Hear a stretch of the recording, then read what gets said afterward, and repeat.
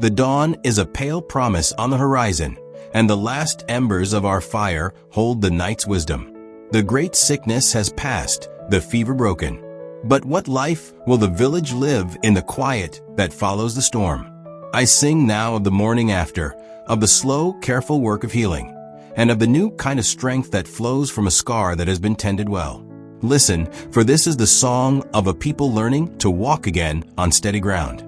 The morning after the new life binding, Bakwa awoke to a different light. It was not the harsh glare of exposure, but the soft, clear glow of a day washed clean. The air itself tasted sweeter, carrying the scent of wet earth and blooming oleander. People emerged from their huts, and their first glance was not fearfully downward at their thresholds, but upward at the sky, then toward the river, flowing with its ancient, steady grace. The crown of shells above the Emma doorway caught the first sun, gleaming with a subdued, sacred light. The virtue of peace settled over the village, a palpable quiet that was not absence, but presence, the presence of a truth finally spoken. Children were sent to fetch water, and their laughter at the landing was no longer a trespass, but a melody that belonged. An old woman, filling her pot, saw a kingfisher dive and emerge with a silver fish. She smiled. After a storm comes calm, she murmured to herself, an ancient reassurance that today felt earned, not given. But peace is not the same as forgetting. The dark stone from the Emma family sat at the base of the landing shrine, a permanent, sober witness. Chief Lucas began his new rule from a stool placed under the baobab, not behind high walls. His first act was to formally abolish the tolls and decree that the sacred canoe, Yugo, would forever be a communal trust, its keepers chosen from the Emma lineage by consent of the elders. He then took up the task promised to the fisherman's family, spending his mornings helping the man's brother mend nets before attending to other matters. This was the new cultural tradition, leadership as visible service. The virtue of humility had become his regalia. People watched him not with old fear or new pity, but with a measuring curiosity. Could a broken calabash, skillfully mended, hold water again?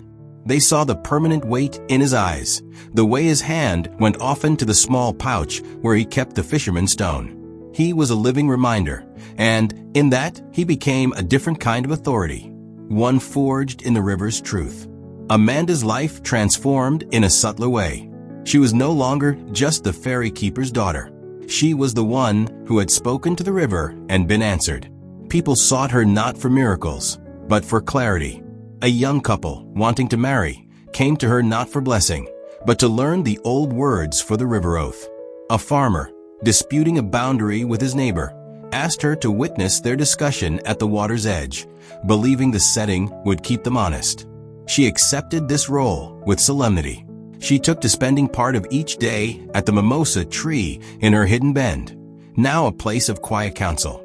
She carried the white shell, which she called her listening stone.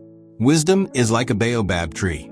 No one individual can embrace it, she would tell those who came, guiding them to find answers within themselves and their community, not from her. She became a bridge between the ancestral memory of the river and the daily life of the village. Kelvin's strength found a new purpose. With the help of other young men, he built 2 new canoes, not to replace Yugo, but to serve alongside it. The wood was chosen from trees blessed by the elders, and the construction was a community effort, filled with song and shared meals.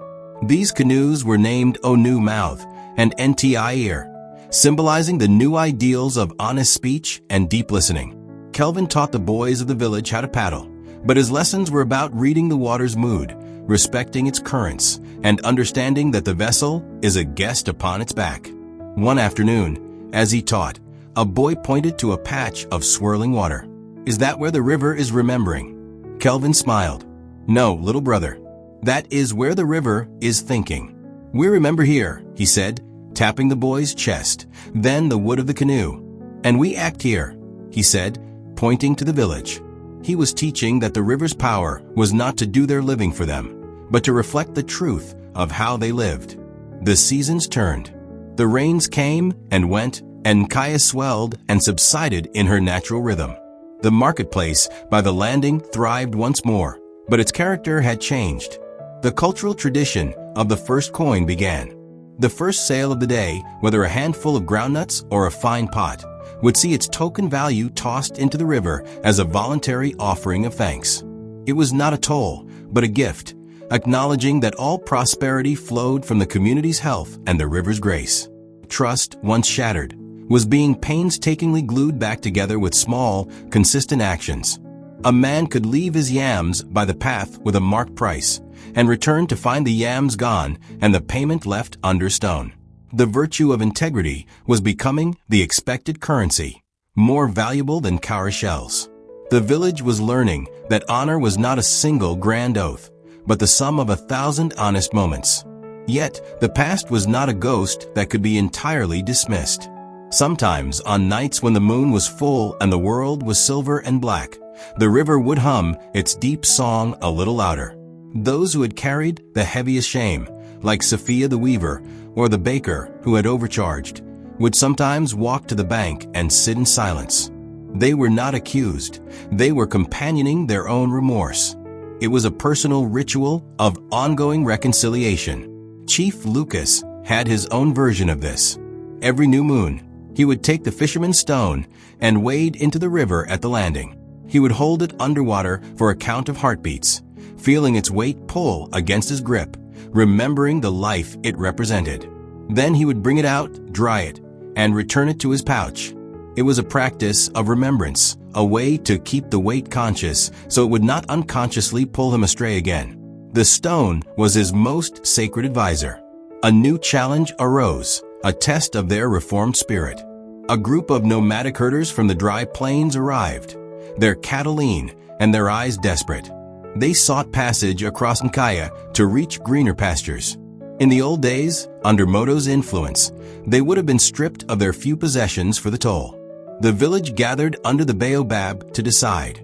Some, remembering scarcity, argued to charge a modest fee. Amanda spoke. The river gives passage. It is her nature to flow and connect, not to hinder. A stranger is a friend you have not yet met, she reminded them. Kelvin added, their cattle will manure the fields on the other side. Their journey will bless the land if we bless their crossing. Chief Lucas listened, then ruled. They would be ferried for free, and the village would share a meal with them. In return, the herders gifted a young, healthy calf to the community. It was an exchange born of generosity, not calculation, and it made the village feel richer than any toll ever had. Years began to fold into one another. The crown of shells above the door weathered, its white becoming ivory, but its form held strong. Amanda grew into her role as the River Griot. She took on a young apprentice, a bright-eyed girl from the potter's lineage, teaching her the names of the currents and the stories behind every proverb.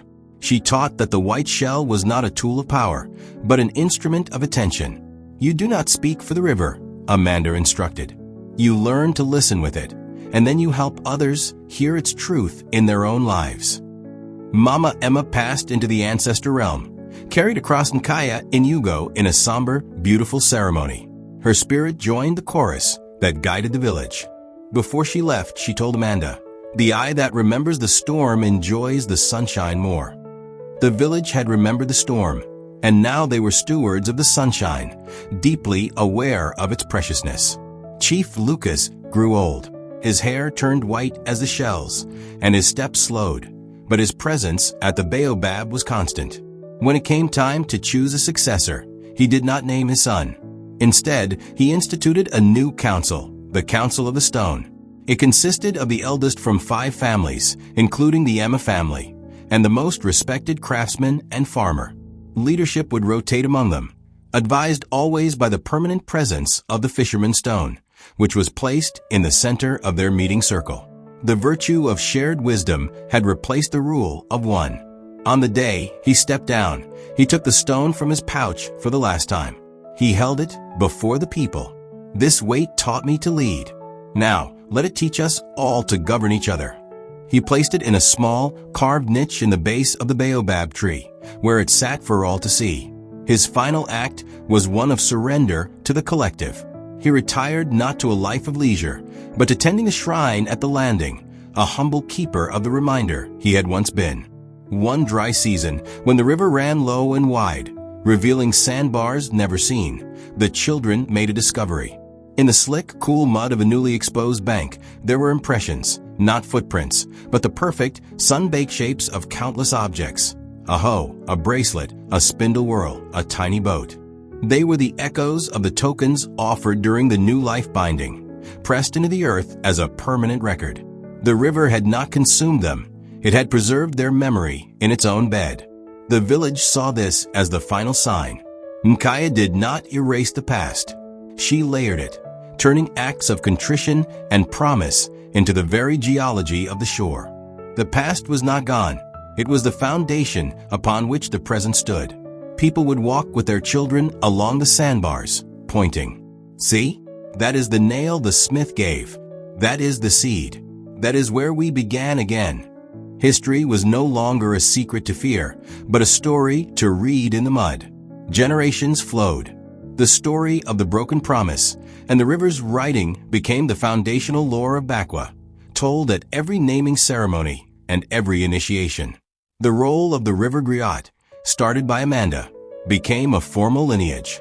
The canoe Yugo was retired, too precious to use, and placed on a platform under a shelter at the landing, facing the water. Every new canoe launched was touched to its prow, receiving the blessing of the old way. The cultural tradition of the moonrise confession took root. Once a month, those who felt the need could go to the river at moonrise, speak a fault into the water, and toss in a pebble. It was not for the river to absolve, but for the speaker to release the weight into a memory greater than their own, trusting the current to carry it into the tapestry of collective experience.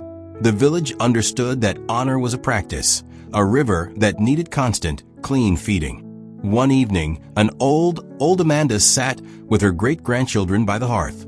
Her hair was white, her hands traced with lines like river deltas. The children begged for the story of the writing on the doors. She told it, her voice a soft rustle. When she finished, the youngest asked, "Grandmother, does the river still get angry?" Amanda looked toward the door, where the crown of shells still hung. "No, little one. The river is never angry. It is only true. It shows us our own face.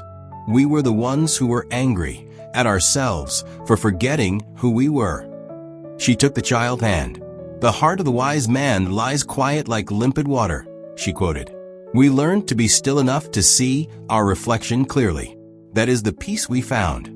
On the day Amanda's spirit was called home, the entire village lined the banks.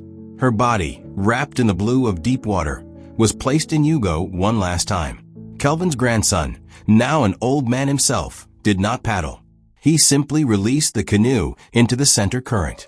As it drifted, a mist rose from the water's surface, cradling the canoe for a moment in a soft, glowing haze.